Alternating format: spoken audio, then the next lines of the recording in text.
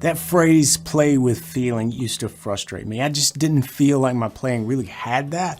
And I kind of bought into the myth that you either have it or you don't. And that kind of gatekeeping kept me away from the blues for years, especially Delta blues. But it's just not true.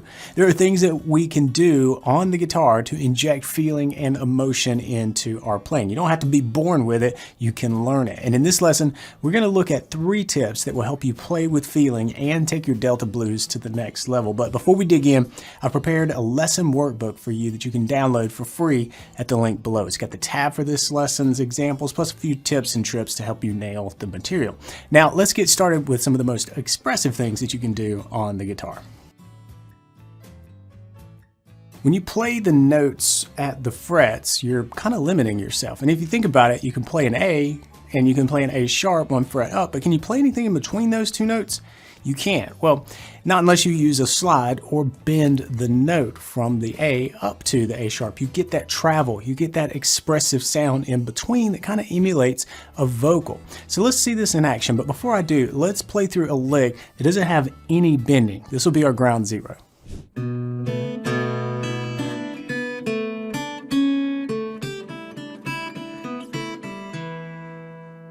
All right, it doesn't sound bad, but it's a little dull and it doesn't sound nearly as expressive as, say, a good singer might put a little bit of inflection on it. So let's treat the lick with a little bit of that using some guitar bends.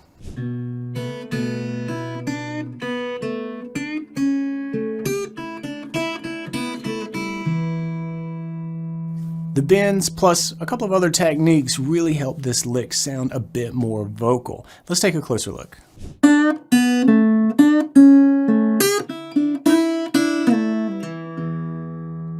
In this lick, we're heavily featuring the blues bend. This is a microtonal bend, and what that means is we're kind of bending the note slightly sharp. We're not targeting an actual pitch, we're getting in between the frets. So if we were to take this and bend it up a half step, we would be right here from this D to this D sharp, or we could bend it up all the way to an E. That's a full step bend. What we want is less than that full step and even less than this half step.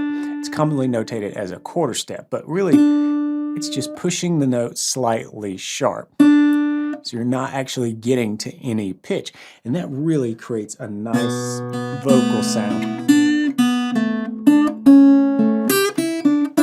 And right there, what I do a lot, and it sounds really good, is to take that note, bend it slightly, and then mute it out. So you really get that sense of urgency on the note because the pitch is rising, but we stop it as it's rising. All right, something you can do with regular bends as well, but works really nice here with these quarter.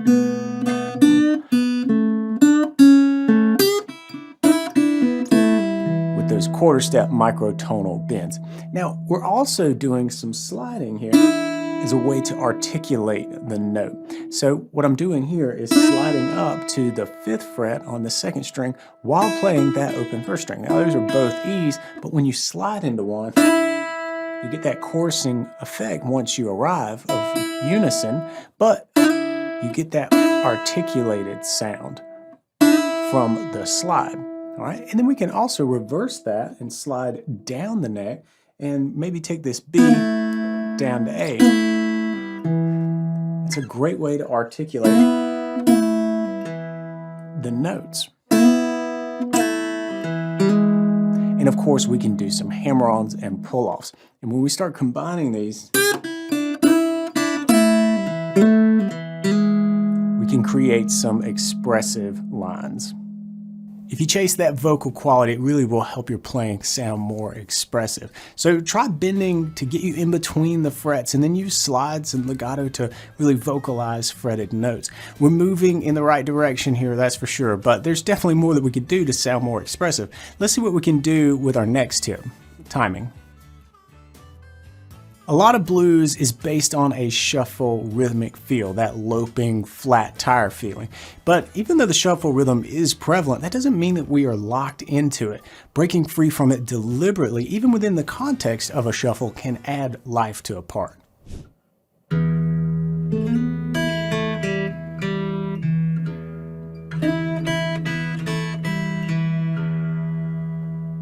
Did you notice that shift in rhythm? I switched from the shuffle feel to straight time for a brief moment. And the changes, they don't have to be that abrupt though. We could take a more subtle approach and weave in a few 16th notes into a heavy 8th note part like this.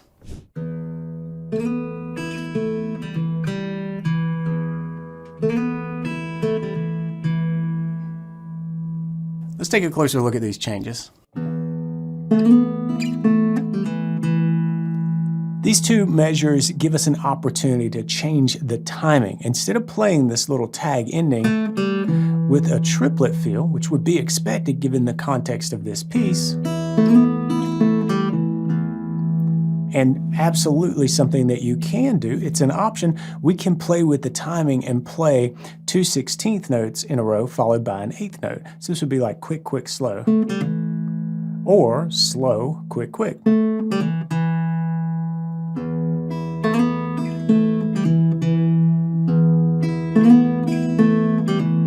There's the slow, quick, quick, and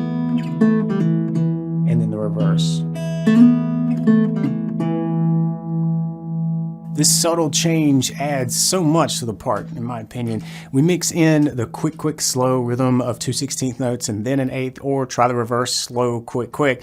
These rhythmic departures from the strict shuffle can help control the rhythm and really make an impact. Before we get into the final tip, remember that you can grab the free lesson workbook at the link down in the description. I've included a tab, tips, and tricks in the workbook to help you nail this lesson. So head down there, grab it, and let's get to the final tip for playing with feeling. In acoustic blues, we're responsible for playing the chords and melody, and if you're playing by yourself, you're also the rhythm section. And it's easy, especially the earlier you are in your guitar journey, to become obsessed with the count and start everything on the one. And counting along is definitely a good thing, don't get me wrong there, but starting and ending everything within the container of a bar can sound kind of robotic.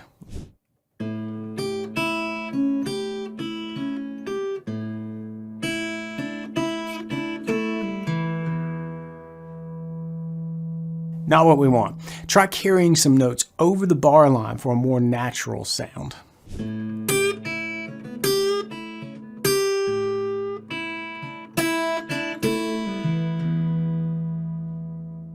Did you notice how these two bars are kind of tied together, how they really are one complete thought? Let's take a closer look into how that is happening.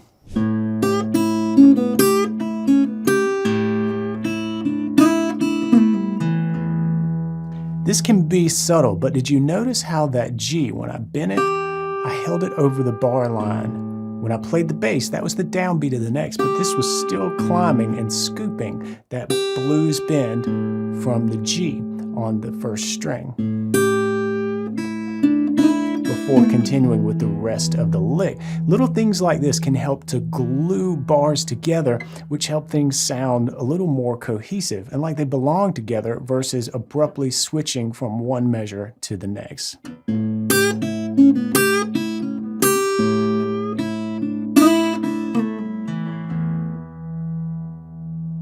Let's zoom out and look at what these three tips have in common. In a word, control. Controlling your sound and guiding it towards something unique helps you sound expressive. It helps you play with feeling. And you have to practice to gain that level of control for sure. But once you can control your technique, that's when you can really say something on the instrument. And I believe that's possible really no matter what level you're at. The thing is, knowing how to practice and what to practice next, that's the main driver in how you improve your blues guitar skills. And that's why I built my BGI, the premium membership from Blues Guitar Institute. It helps you stay on track and stack skills in a fun and proven path while you're playing acoustic blues and learning how to play with feeling as you go. If you want to learn more about my BGI, you can check out the link in the description, and I hope to see you inside my BGI. Until then, practice smart and play on.